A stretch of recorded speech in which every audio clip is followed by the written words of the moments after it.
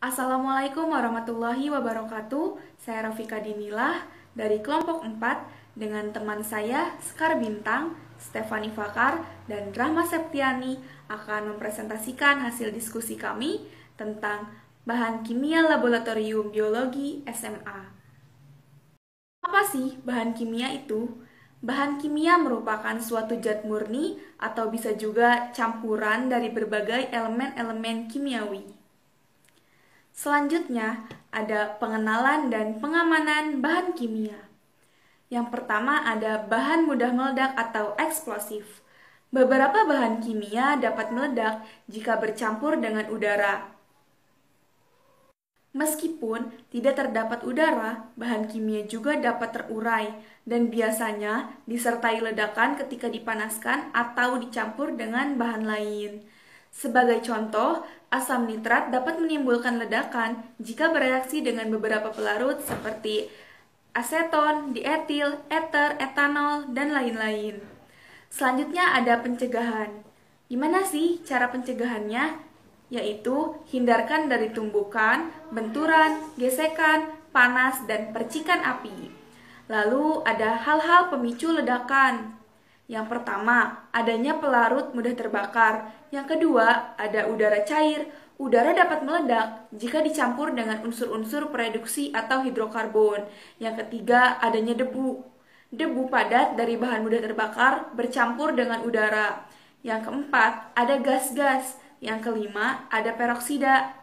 Nah, selanjutnya ada penanganan dan penyimpanannya nih teman-teman. Yang pertama, biasakan melakukan eksperimen di tempat terbuka atau di dalam lemari uap. Yang kedua, gunakan dalam jumlah sedikit. Yang ketiga, gunakan alat yang layak seperti gelas tebal dan stabil oleh tekanan. Yang keempat, lakukan pengamatan dari belakang layar pengaman atau gunakan pelindung seperti masker. Yang kelima, kontrol bahan secara teratur. Yang kedua, ada bahan pengoksidasi atau oksidasi. Bahan pengoksidasi merupakan bahan-bahan dan formulasi yang ditandai dengan notasi bahaya atau oksidasi. Contoh bahan pengoksidasi yaitu ada klorat, perklorat, bromat, peroksida, asam nitrat, kalium nitrat, kalium petinanganat, bromin, klorin, fluorin, dan iodin yang mudah bereaksi dengan oksigen atau dalam kondisi tertentu, sehingga dikelompokkan menjadi bahan pengoksidasi. Pencegahan dari bahan pengoksidasi yaitu hindarkan dari bahan organik mudah atau dapat terbakar, panas, dan loncatan api. Sifat-sifat dari bahan pengoksidasi yang pertama mudah bereaksi dengan oksigen, yang kedua tidak mudah terbakar, yang ketiga bila bereaksi dengan zat mudah terbakar dapat terbakar secara signifikan, dan yang keempat biasanya zat anorganik. Kemudian ada penanganan dan penyimpanan dari bahan pengoksidasi. Yang pertama, hindari penyimpanan di tempat panas. Yang kedua, sediakan bahan ini secara minimum. Yang ketiga, jauhkan dari bahan yang mudah terbakar. Yang keempat, simpan secara aman dengan ventilasi yang baik. Dan yang kelima, kontrol bahan secara teratur. Selanjutnya ada bahan beracun. Bahan beracun atau toksik merupakan bahan yang berbahaya bagi tubuh karena dapat menyebabkan keracunan. Zat ini dapat masuk ke dalam tubuh melalui mulut, saluran pernapasan, ataupun melewati kulit. Bisa menyerang bagian tubuh tertentu atau bisa menumpuk di dalam tubuh. Contoh bahan kimia yang berbahaya itu seperti merkuri atau air raksa, benzena, kloroform, hidrogen peroksida, bromin, dan lain-lain.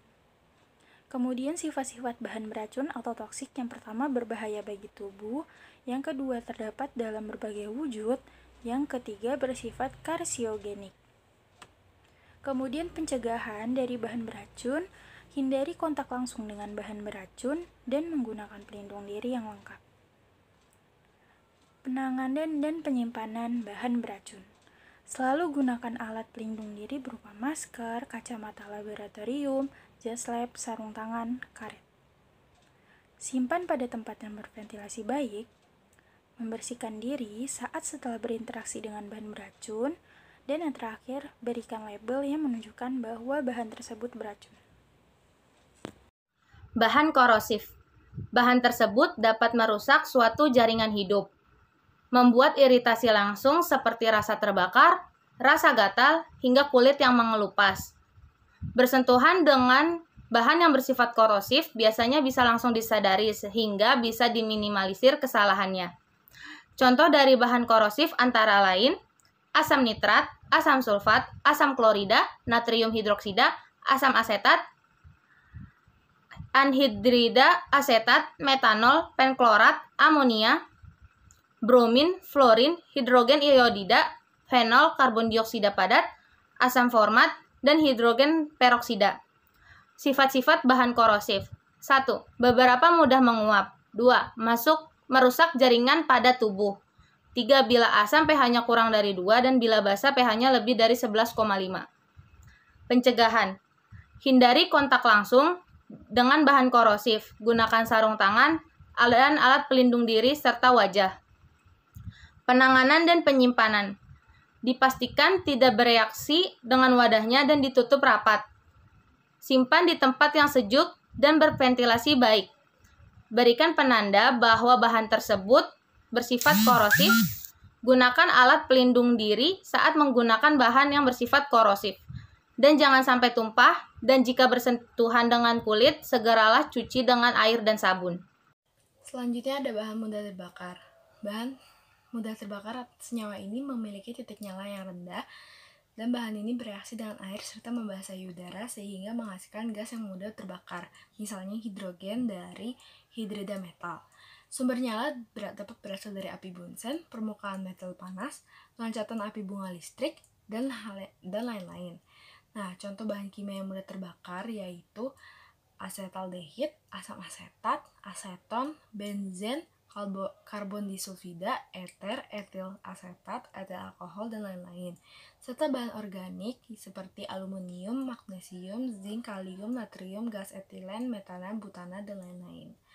Nah, pencegahan yang dapat dilakukan untuk menghindari hal-hal yang tidak diinginkan yaitu jauhkan dari api ataupun sesuatu yang panas, karena bahan yang mudah terbakar memiliki titik nyala api yang rendah di antara 20 sampai 55 derajat Celcius. Sifat-sifat bahan yang mudah terbakar yaitu mudah menguap. Uap cairan dapat menimbulkan api dalam kondisi normal. Sebagian bahan mudah bereaksi dengan oksigen sehingga dapat menimbulkan kebakaran. Untuk itu, kita memerlukan penanganan serta penyimpanan yang tepat. Antara lain, bahan tidak boleh dipanaskan secara langsung atau disimpan pada permukaan yang panas. Simpan pada tempat yang memiliki ventilasi baik. Jauhkan dari bahan yang berpotensi memicu kebakaran. Siapkan alat pemadam gas. Memberikan label yang menunjukkan bahan tersebut mudah terbakar. Nah, kesimpulan yang dapat kita ambil yaitu bahan-bahan kimia yang berada di laboratorium SMA dapat berupa bahan-bahan tidak berbahaya dan bahan berbahaya. Nah, untuk bahan berbahaya terdiri dari 5 jenis, yaitu bahan mudah meledak, bahan pengoksidasi, bahan beracun, bahan korosif, dan bahan mudah terbakar. Oleh karena itu, kita harus mengetahui sifat-sifat dari bahan tersebut sehingga dapat melakukan pencegahan dengan cara melakukan penyimpanan sehingga hal-hal yang tidak diinginkan tidak dapat terjadi.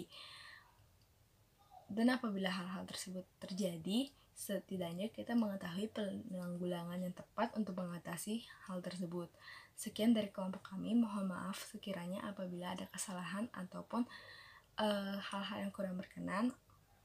Terima kasih.